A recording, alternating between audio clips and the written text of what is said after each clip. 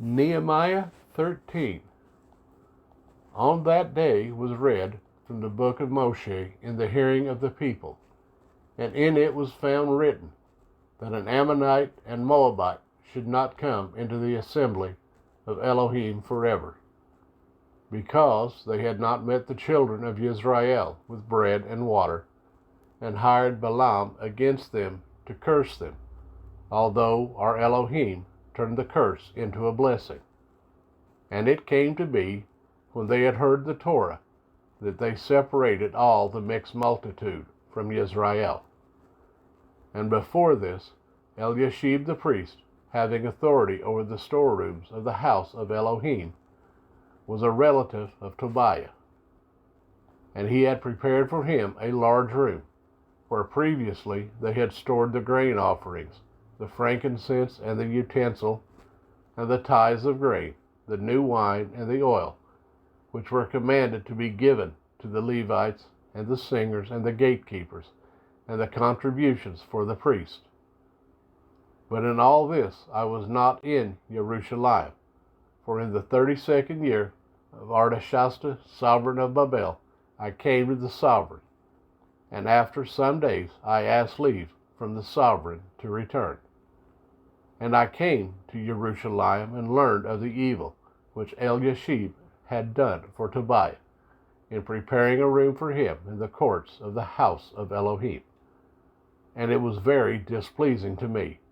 Therefore I threw all the household goods of Tobiah out of the room. And I commanded them to cleanse the rooms, and I put back into them the utensils of the house of Elohim, with the grain offering and the frankincense. And I learned that the portions for the Levites had not been given to them, for each of the Levites and the singers who did the work had gone back to his field. Then I contended with the deputy rulers and said, Why is this house of Elohim forsaken? And I gathered them together and set them in their place. And all Yehudah brought the tithe of the grain and the new wine and the oil to the storehouse. And I appointed as treasurers over the storehouse Shelemiah the priest, and Zadok the scribe, and Pedaiah of the Levites. And next to them was Hanad, son of Zakur, son of Mattaniah, for they were reckoned trustworthy, and it was on them to distribute to their brothers. Remember me, O my Elohim, concerning this, and do not wipe out my kind deeds that I have done for the house of my Elohim, and for its charges. In those days I saw in Yehudah those treading wine presses on the Sabbath, and bringing in sheaves, and loading donkeys with wine, grapes, and figs, and all kinds of burdens, which they brought into Jerusalem on the Sabbath day. So I warned them on the day they sold food. And men of Sor dwelt there, bringing in fish and all kinds of goods, and sold them on the Sabbath to the children of Yehudah, and in Jerusalem. Then I contended with the nobles of Yehudah, and said to them, What evil matter is this that you are doing, profaning the Sabbath day? Did not your fathers do the same, so that our Elohim brought all this evil on us and on this city? Yet you bring added wrath on Israel by profaning the Sabbath. And it came to be at the gates of Jerusalem, as it began to be dark before the Sabbath, that I commanded the gates to be shut, and commanded they should not be opened till after the Sabbath. And I stationed some of my servants at the gates, so that no burdens would be brought in the Sabbath day. And the merchants and sellers of all kinds of wares spent the night outside of Jerusalem once or twice. And I warned them and said to them, Why do you spend the night around the wall? If you do so again, I lay hands on you. From that time on, they came no more on the Sabbath. And I commanded the Levites that they should cleanse themselves, and they should come, guarding the gates, to set apart the Sabbath day.